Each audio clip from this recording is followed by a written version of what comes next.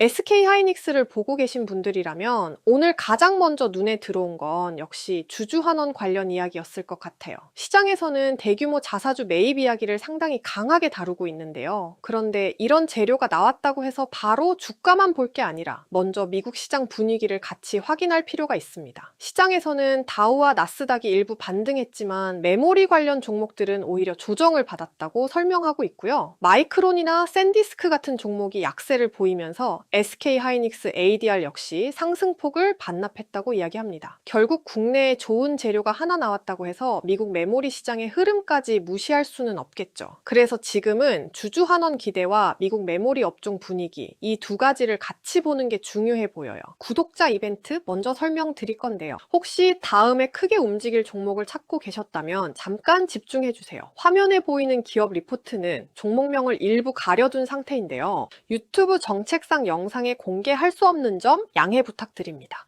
영상 아래 고정 댓글에 링크를 통해 간편 신청만 해주시면 종목명과 최신 기업 리포트를 무료로 받아보실 수 있습니다. 이 기업이 왜 저평가라는 평가를 받고 있는지 자료집으로 보여드리겠습니다. 이 종목을 제가 주목하는 이유는 단순히 주가 때문이 아닙니다. 최근 2달 동안 외국인 보유율이 꾸준히 증가하고 있다는 점인데요. 외국인 자금은 보통 단기 이슈보다 기업의 실적과 성장성을 보고 들어오는 경우가 많습니다. 물론 이것만으로 주가 상승을 단정할 수는 없지만 시장에서 관심이 커지고 있다는 신호로는 충분히 볼 수 있습니다. 해당 저평가된 종목이 궁금하신 분들은 영상 아래 고정 댓글에 링크를 누르시면 제 채널 구독자 전용 링크가 나오는데요. 신청은 아주 간단합니다. 화면에 간편 신청 버튼 눌러주시고요. 구독자분들한테만 드리는 혜택이다 보니 구독 체크 한번 눌러주신 다음 원하시는 항목을 중복 선택으로 누르시고 다음을 눌러주시고요.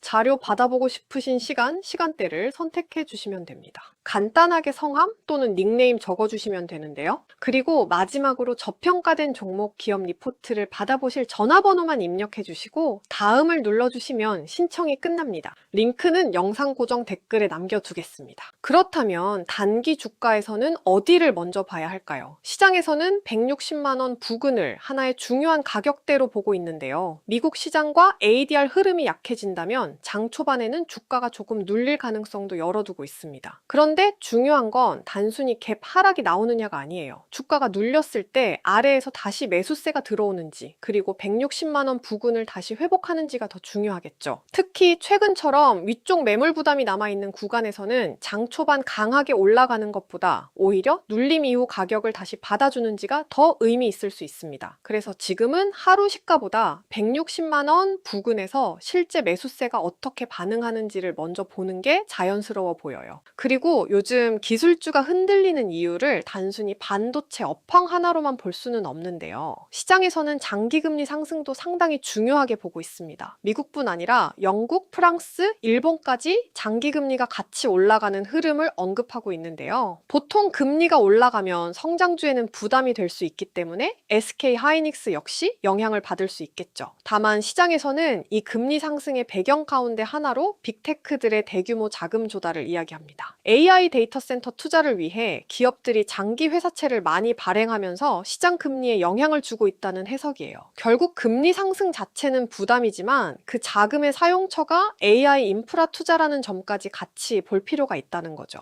여기서 다시 SK하이닉스의 본질적인 이야기로 연결됩니다. 빅테크들이 왜 이렇게 많은 자금을 조달하면서 AI 데이터 센터를 계속 짓고 있을까요? 시장에서는 AI 데이터 센터의 투자 회수 기간이 비교적 짧다는 전망을 이야기하면서 기업들이 계속해서 인프라 투자를 확대할 이유가 있다고 보고 있습니다. 그렇다면 자연스럽게 필요한 게 서버용 반도체겠죠. GPU만 필요한 게 아니라 HBM, 서버용 DRAM, 낸드 같은 메모리 수요도 같이 따라갈 수밖에 없습니다. 결국 SK하이닉스 입장에서는 단기적인 주가 흔들림도 중요하지만 조금 더 길게 보면 AI 인프라 투자가 실제로 계속 확대되는지가 핵심이에요. 왜냐하면 이 흐름이 유지돼야 결국 HBM과 서버용 메모리 수요도 같이 이어질 가능성이 높아지기 때문입니다. 그리고 이번 영상에서 가장 관심이 큰 부분이 바로 주주 환원일 텐데요. 시장에서는 대규모 자사주 매입을 시작으로 앞으로 추가적인 자사주 매입이나 배당 확대 가능성까지 상당히 강하게 이야기하고 있습니다. 여기서 중요한 건 주주 환원 자체가 주가의 긍정적인 재료가 될 수 있다는 점이겠죠. 회사 입장에서 현금을 주주에게 돌려주기 시작하면 시장에서도 기업 가치를 바라보는 방식이 달라질 수 있으니까요. 다만 앞으로 얼마를 더 매입할지, 특별 배당이 언제 나올지까지는 실제 회사 발표를 확인할 필요가 있습니다. 그래서 지금은 이번 한 번으로 끝난다거나 반대로 앞으로 계속 대규모 환원이 확정됐다고 단정하기보다는 현재 발표된 주주 환원과 추가 일정 확인을 하고 실제 배당 또는 자사주 정책 공개를 보는 게 더 좋을 것 같습니다.